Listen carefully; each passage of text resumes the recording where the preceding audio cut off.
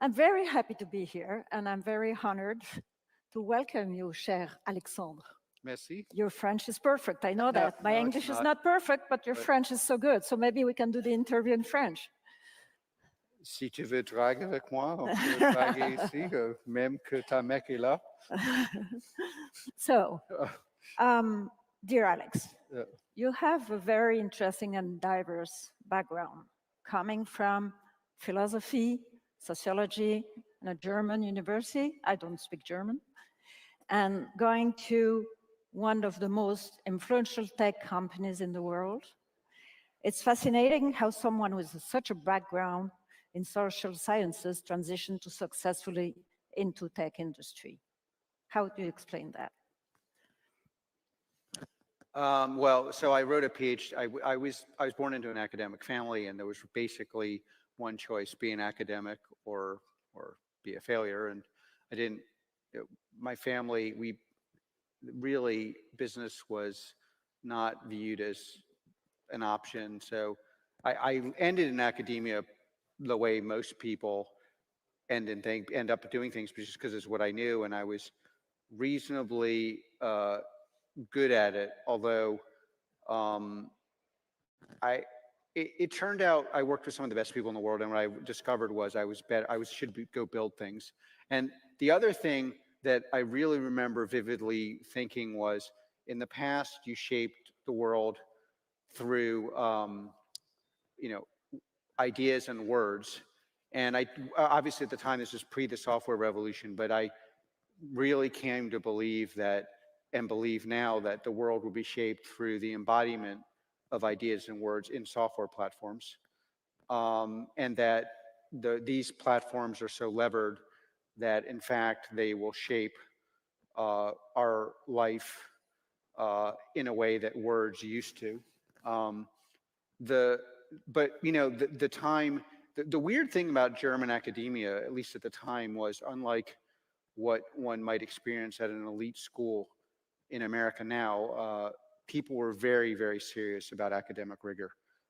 So the rigor and the kind of depth at which you had to understand ideas, not just their caricature form of the idea, played a very big role. And then one of the major things I've been thinking a lot about, and some of these ideas are on our platforms. I don't want to there is kind of a German phenomenological version of Foundry, PG, these products we built. But I think the thing that has been influencing me the most currently is that we have these amazingly successful products, but I think they're successful because we built them outside the norm of any playbook. And if you go deep enough into philosophy, you see that these playbooks or authors or schools, at some point they break. So, so you think your background helped you to be out of the box? Well, I mean, the primary thing that helped me be out of the box is I'm pretty far out of the box. But then, I felt a lot of, I did feel a lot of kinship with. I mean, I could give you lists and lists and lists of important, especially German, to some extent French, philosophers and thinkers. But one of my critiques of most of them is they're actually more poetry than they look, in that they explain a time period. So like, for example, you can't translate Adorno into English really, because it's a time period of a time period of a time. And what we're experiencing now across the West is that the playbooks, financial playbooks, the people who understand them, hardware playbooks, the people who understand hardware, political playbooks, left, right, center, ways in which to deal with issues, wars, crime, education, raising GDP. The old expertises really are not as helpful as you would think. And so one of the reasons why America is leaping forward is we have a much greater community of non-playbook players than any other place in the world. And so, for example, if you've built a great hardware company, that's probably not very where you want to be when you evaluate software. If you have a deep rigor of the political dynamics of a culture, you probably are getting massively manipulated by people who know a lot less, but they, Yeah. so, and what's super interesting about the AI revolution is almost none of the playbook rules make sense. LLMs by themselves aren't that valuable, so it's confusing people. It's like, yes, there's poetry and videos, but you can't make you can't get better margins, you can't rebuild your manufacturing, but actually you can if they're processed. So then it's confusing. It seems to all come from America, but then the countries that are adopting them and doing the most with them, I think you're going to find, are in America and also in the Middle East. And why is that? Because it's another thing that's very unfair. This is a highly inequitable revolution. So the rich people get much richer. The poor people in America, I do think, will have GDP growth, but the delta is going to be very large. Then you have places that are known for innovation over hundreds of years. Europe is not participating. And you have also LLMs, algorithms, software. These are very different things. The ability to build a software platform that could be useful and the ability to work with LLMs, build LLMs, work with algorithms, it is also completely different. The assumptions are different. For example, in hardware, basically, the value is having a community of people who are all very good. In software, the value is having the one right person. Now, that seems like a small difference, but almost all the ability, the attempts to build these American Silicon Valley similar ecosystems of tech largely fall apart because the people building them are not software natives. And then you see, like Saudi Arabia, Emirates, other places, embracing these technologies in a way that, you know, I wish other places in the West, Europe would, but they're not. So it's very, very, very counterintuitive.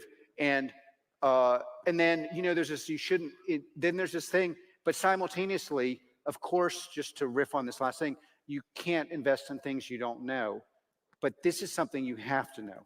So that drives me to my next question, which is kind of a tricky question, which also concerns me and concerns a lot of people here. If we think about privacy, ethics on one side and growth on the other side, there could be a controversy here. I would like to understand how Palantir navigates the challenges posed by those opposing priorities and finds balance. You know, Palantir started 20 years ago, so there's different phases. The core Intel product deals with privacy issues by removing the contradiction, by exposing authorities and only authorities to the data they're allowed to see without seeing the other data that they're not allowed to see. And that, but what's crazy interesting is that architecture is actually the cornerstone. We did it for the right reasons, meaning we thought expanding liberty meant fighting terrorism and fighting terrorists. So you don't get the left-right divide that, like, you know, one side wants terrorists, the other side doesn't care or wants to take away your civil liberties. So the interesting thing about going deep into that problem was, and if you do that, you need an architecture that sits on every bit of data, that has branching, that is a security model that's granular. Those are the precursors to being able to work with large language models or algorithms in a way that's not just ethical, but quite frankly, that works. Because, for example, if you're sitting, this is a completely commercial example, but it is exactly mirrors at an architectural level the example you would have if you were sitting at an Intel service. You're sitting running a large agricultural company, and that involves all sorts of things, wheat, cows, whatever. And you have to model your supply chain and your export of your product, and you have to task. That's influenced by weather. So in any enterprise you're sitting in, you're going to have a security model. You can't just outsource that tasking to any random person. You have microtasking. This person has the ability to do A, B, C, D. How do you interact with the large language model to find the satellite, to task the satellite, that can look for this kind of weather conditions that's cheaper and another kind of weather conditions that are more expensive, without outsourcing the logic of your enterprise, outsourcing enough of the logic of your enterprise so the LLM understands the use case? without exporting so much of it that the LLM owns your use case and your business? And how do you control who sees what and when this tasking happens? Those are exactly the same kind of issues you have if you're running an intel service. Who gets to see who this crime network?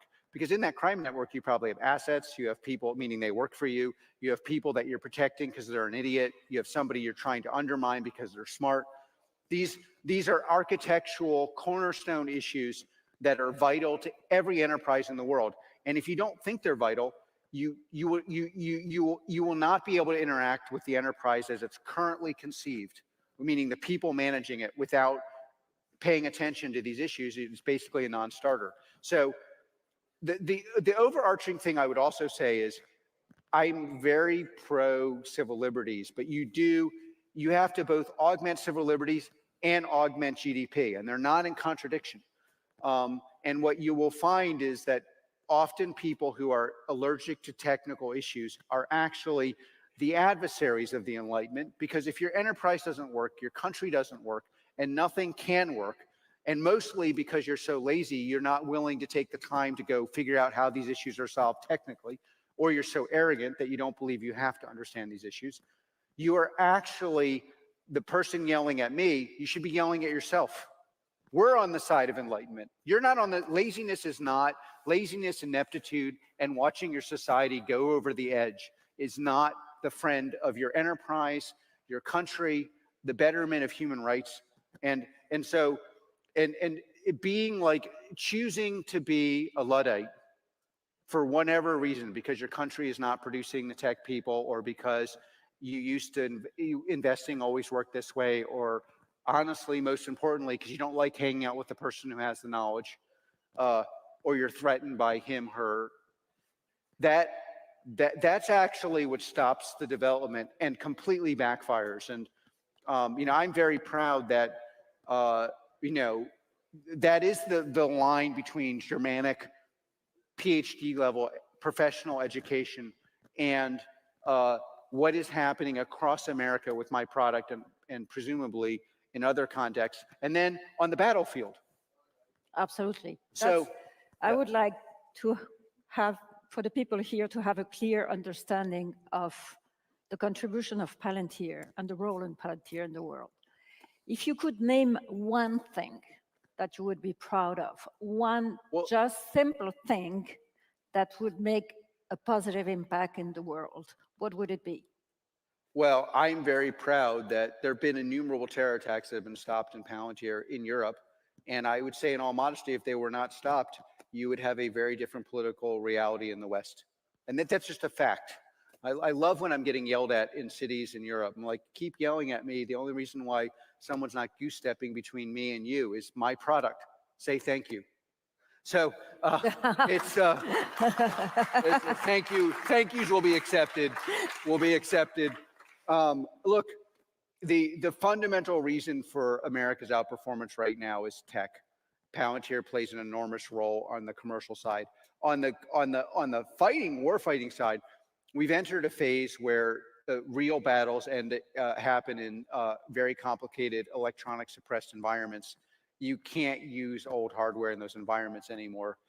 You have to engage in software war, and almost all useful hardware things going forward will be software enabled, software controlled, with human handoff functions. Palantir is indisputably been at the lead of that, and I think we're at the way beginning. I would say, from a technical perspective, the thing I am most proud and in awe of is we've built these products that looked like kind of marginal luxury products, built in part by Palantir, their madman leader, and outside the norm IQ people didn't want to hang out with. And lo and behold, they're exactly the products everyone needs now. And we never had high sales. We are not in conformity with whatever you've been taught you're supposed to say that you don't believe that you have to say. We've never done that. And we're winning. And winning, by the way, again, something I wish we would teach more at our elite schools. It's very important. This, like, I lose and therefore I have a higher value and therefore people respect me, is BS. And we don't stand for that at Palantir at all. So tell me, we live in a very difficult time of wars, conflict everywhere. Palantir operates worldwide and handles critically sensitive data. Could you tell us how tech companies like yours are affected by geopolitical conflict, particularly when it comes to data ownership and data privacy? By the way, I neglect to say I'm very honored to be on stage with you. Oh, come on. Yes, you people may not, but like when you have a question, you need a wise answer. You're one of the first places people in the know call, and I'm very honored to be here with you on stage. Thank you. Look, the core issue that companies have in the environment we're in is companies were built in a world for a world, and the tech that they've employed have by and large been built for a world that is global and peaceful, and where every day there's less violence and bigotry, and your supply chain is never disrupted, and your primary task is to tax optimize in a rational environment that every day gets more rational. That playbook is out the door. So your products have to work in an environment where you can understand your supply chain even as it's disrupted, predict potentially disruptions, treat your company and all of its latent assets as a portfolio under the condition that the portfolio will be very different tomorrow than it is today.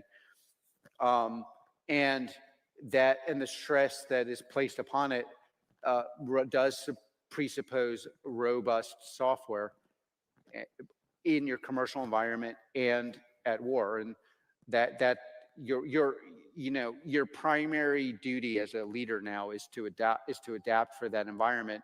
And what does that mean? It means going to the front line and seeing do my products work. We do these boot camps where we tell everybody, take everything you've done in AI, prepare, do all the PowerPoints that you have people doing, and then compare it to what we can do live in 10 hours. Now, of course, it's self-serving because it's not 10 hours. It's being right about architectural decisions over 20 years and then being expressed in 10 hours.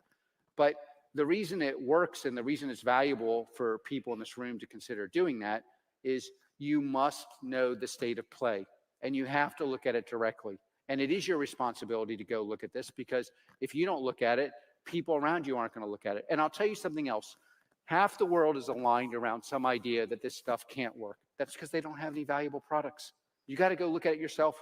Of course, half the people are telling you this can't work. It has to be a PowerPoint. That can't work. Yes, I can tell you, at least in this country, down the road, they're employing a product that does work. And you have to look at it yourself.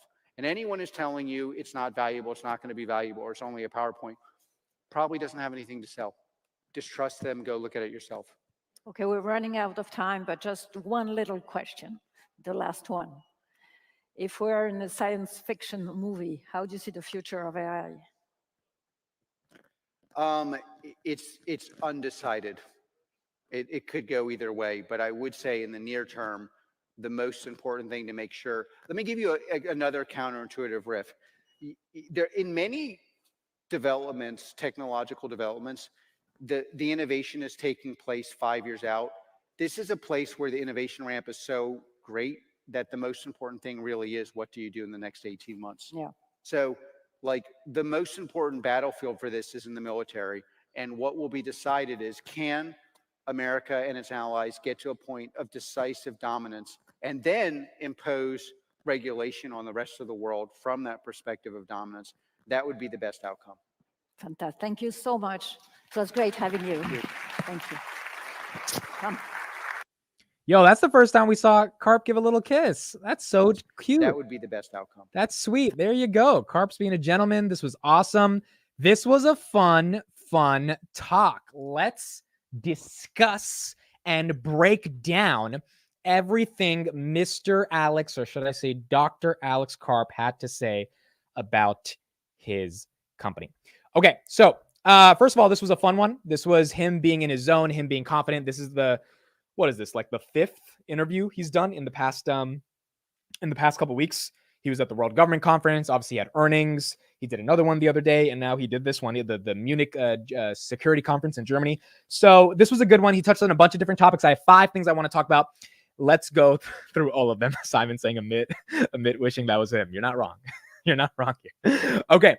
Number 1, KARP starts off by talking about the AI revolution basically being worthless unless you have an understanding of what LLMs actually do. And what he says about this is actually really interesting. So we've heard him many times talk about the fact that large language models that Palantir's been working on for a very long time, ChatGPT, made them mainstream within 2 months. Palantir was like, all right, this is the moment to attack the market. They rolled out AIP. Within 2 months, they have 2 entire conferences. The thing is growing 70% year over year, US commercial. You don't grow a product that is inextricably linked with large language models and the ability to operationalize those large language models in the biggest companies in the world unless you've been working with LLMs for a long time. So for anyone who's like, Palantir is just getting part of the AI revolution, it's like you can't build a product like AIP without something like a Foundry that contextualizes and ontologizes all the data that makes AIP worth anything in the first place. So when you got a company like Snowflake that has to acquire a company like Neva for $150 million just to even be in the running to be able to give enterprise level LLMs to corporations, it's hard for them to keep up with something like Palantir because they've got it in their DNA. His argument here is that LLMs not based in the contextual nature of your organization are quite literally worthless because it just creates poetry or whatever that may be. But that's not winning. That's not actual revenue increases. That's not margin increases. That's not anything without something like an AIP. Now, the second point here around AIP actually was something I haven't heard KARP say in a long time, which is really interesting, which is that Palantir was created in 2003 post 9/11 because of the idea that they could stop terrorist attacks and because of the idea that they could help the government not be as invasive in people's lives, right? The sort of logical syllogism here is that if there is a terrorist attack, the government has an argument to invade your privacy, invade your civil liberties. This is what happened with the Patriot Act post 9/11.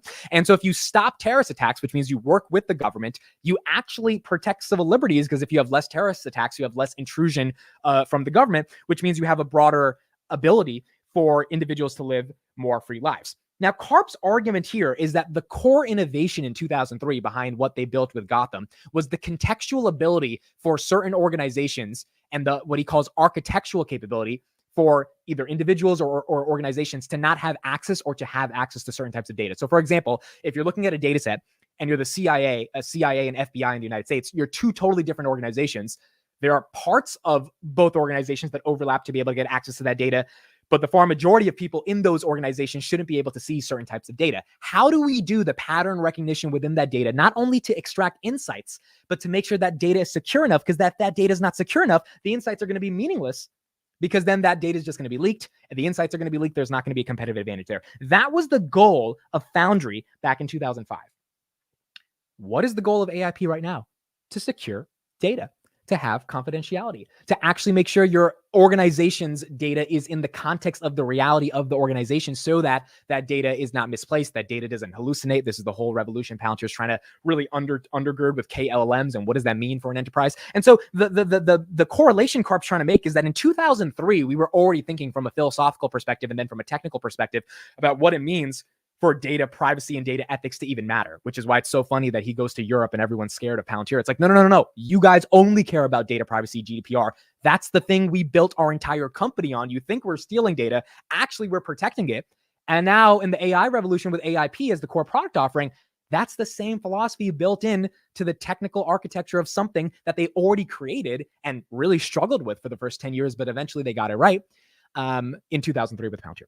So that's why it's also really, really exciting for him to talk about the correlation between AIP and Foundry back then. He then brings up an example about agricultural companies, and he talks about tasking a satellite. If you're an agricultural company and you're trying to get some geospatial intelligence to be able to make real-time decisions, what does it mean to be able to task the satellite correctly? What is the logic of the satellite? How do we gather enough data from the satellite? Who sees the data from the satellite? Who doesn't see the data from the satellite? These are all of the core questions that I think in the boot camps that Palantir has, they're really talking and discussing more deeply about with these clients, and then giving them the actual product trained on their data to be able to show them, hey, if you implement this throughout your organization, this is what the world can be like. And this is why you've got to take, the software that we're building a little bit more seriously than everybody else. Next point he made, which was really, really exciting. Okay. So this is the 4th point. He asked Europe to say thank you. Now, this was a fun thing that KARP said, and this was basically KARP talking his shit, talking his, charm, basically saying the thing I was talking about a couple minutes ago about Palantir was developed to be able to stop terrorist attacks. That was the initial use case. And then in 2014, we've seen many times, KARP gone record, Peter Thiel gone record, that Europe would have had far more terrorism if they did not adopt platforms like Gotham, because Gotham is what stopped a lot of those civil liberties from being violated and stopped a lot of those legitimate terrorist attacks. Again, why? Because when you aggregate massive amounts of data, you're able to extract insights. That's why Palantir has been rumored, but I think we all know the truth, to be able to capture Osama bin Laden. And you're able to actually protect individuals of your society, which is why KARP keeps saying, hey, if you're going to increase defense spending, maybe you should allocate it to the software that has been keeping Europe safe for a long time. And then he says, say thank you. Now, some people may think of this as like egotistic or kind of arrogant. I think the confidence is intoxicating. I think the confidence is something you want to bet on. And this has been, a core thing with Palantir investors. It's been kind of binary. Either you're a Palantir investor that thinks KARP's confidence is intoxicating, or you think KARP's confidence is going to lead this to be one of the worst investments you've ever made. I think you guys know what side of the aisle I fall on. It's been intoxicating. It's been intoxicating since 2021. It's been intoxicating in 2022. It's been intoxicating in 2023 when the stock was at $6. It was still intoxicating. I remember watching KARP at the WEF forum with David Rubenstein. And that's when he said, David was like, hey, your stock's $6. What do you think? And he was just like, well, sometimes the stock's undervalued, sometimes the stock's overvalued, but we're going to keep working. And it was intoxicating because it's like the guy actually believes that he's going to take over the fucking world and you can't stop him. And so from that perspective, I think when he said, say thank you, he's more so making a point to the people that don't know what Palantir is.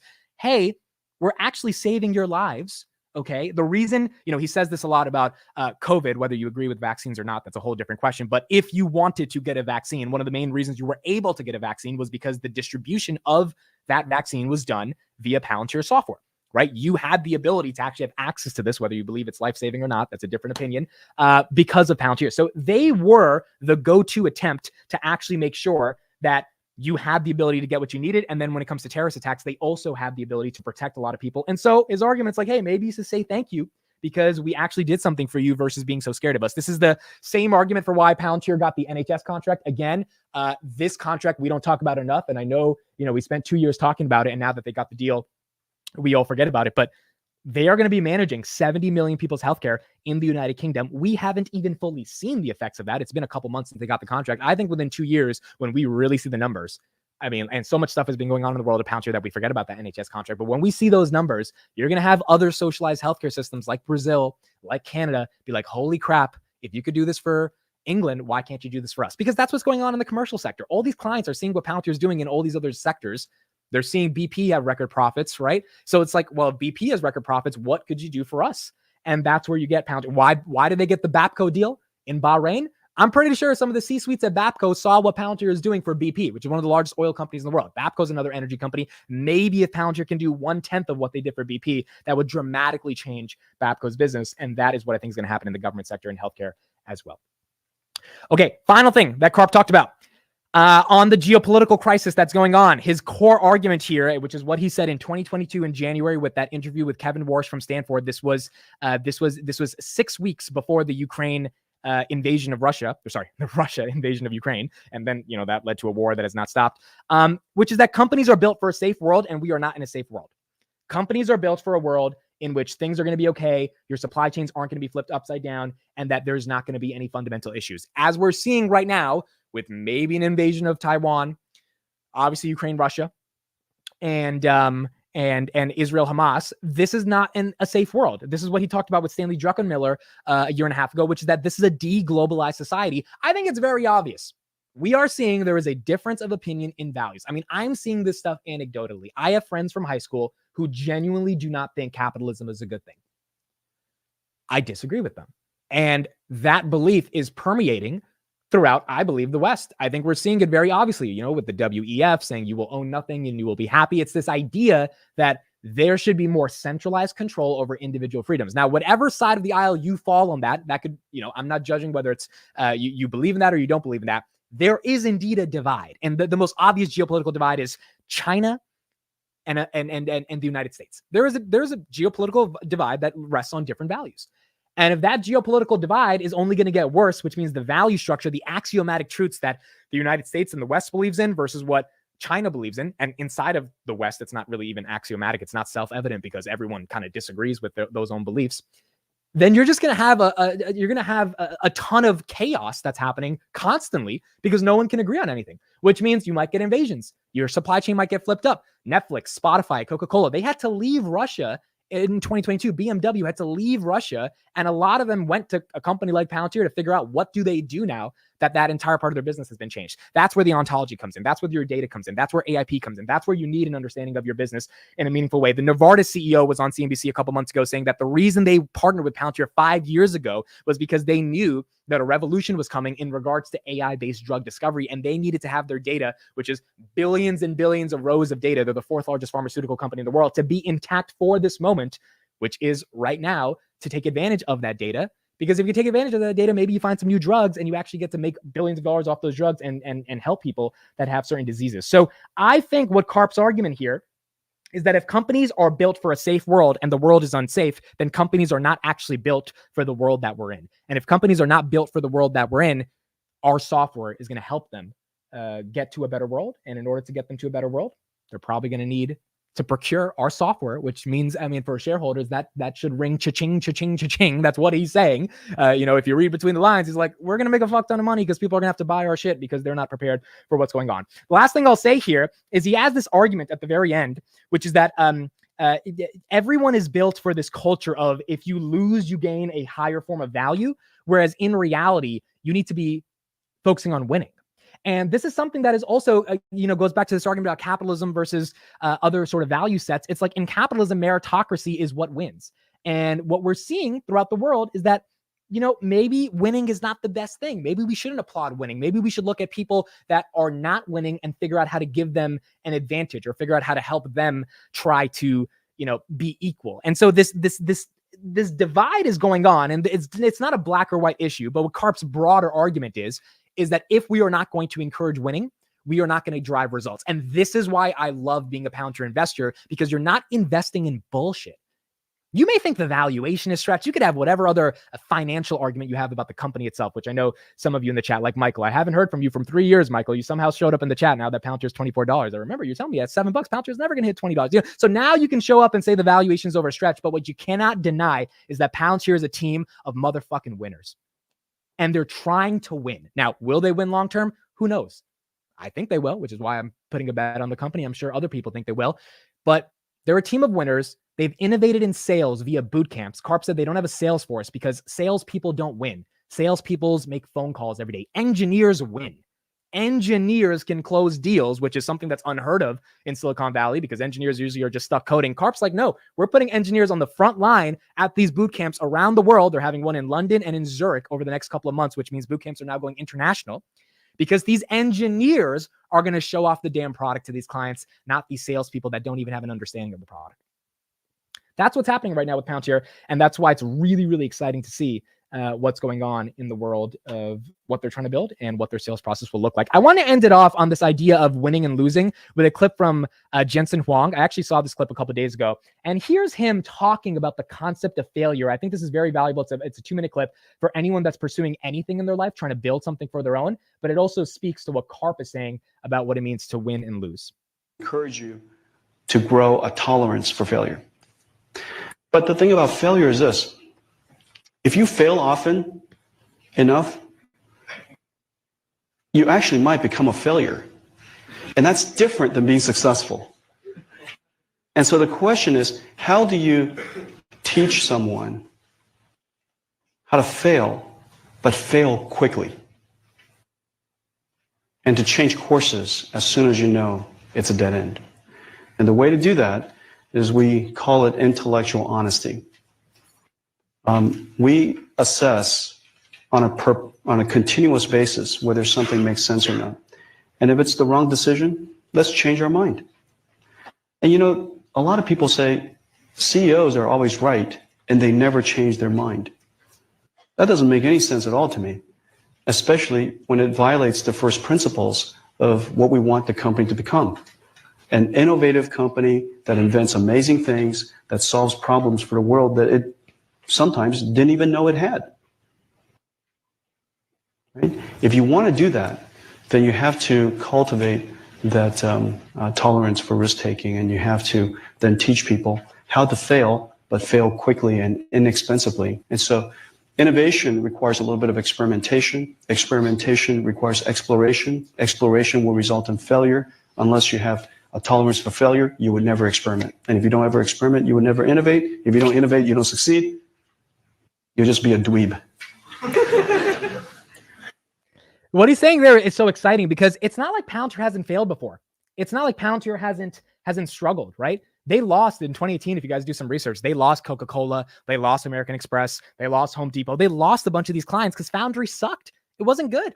They messed up. They lost Morgan Stanley. There were some leaks in the bank, right? They were dealing with a lot of different issues, and it took them some time, but they figured it out. I mean, if you listen to Joe Lonsdale, one of the co-founders of Palantir, he said for the first 3 years, they couldn't figure out how to sell to the government. Now they're helping other companies sell to the government. It was really hard for the first 3 years as they started. So what Jensen is saying there is that when you're failing at something, you have to fail very quickly and then move on. They were failing at sales all throughout 2021 and 2022.